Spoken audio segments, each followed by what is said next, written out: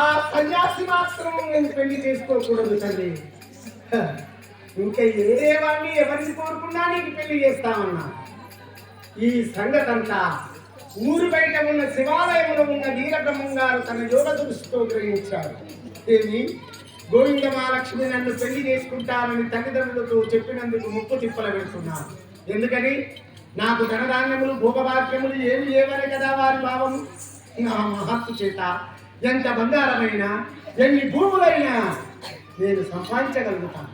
కానీ భ్రమ ఉన్నవాడికి బంగారం కావాలి, భ్రమ ఉన్నవాడికి భూములు జాగలు కావాలి.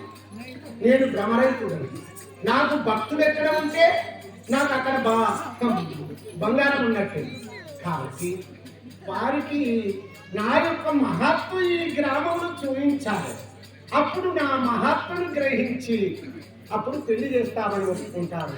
ఏమి చెయ్యాలి? నా మహత్వ ఈ గ్రామంలో ఏమి చెయ్యాలి, ఏం చూపించాలని ఆలోచనతో ఉన్నాడు. తన యోగ దృష్టితో మిగతమర్లే గ్రామం వెళ్ళిపోయిన మొత్తం దృష్టి పెట్టాడు.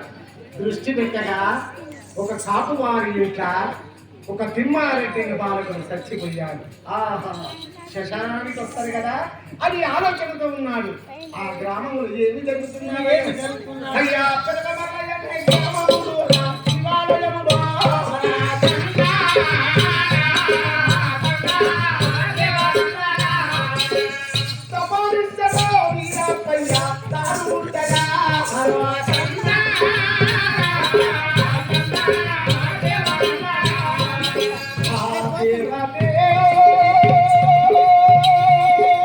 ఒక 5 నిమిషాలు ఉన్నాయి కూడా.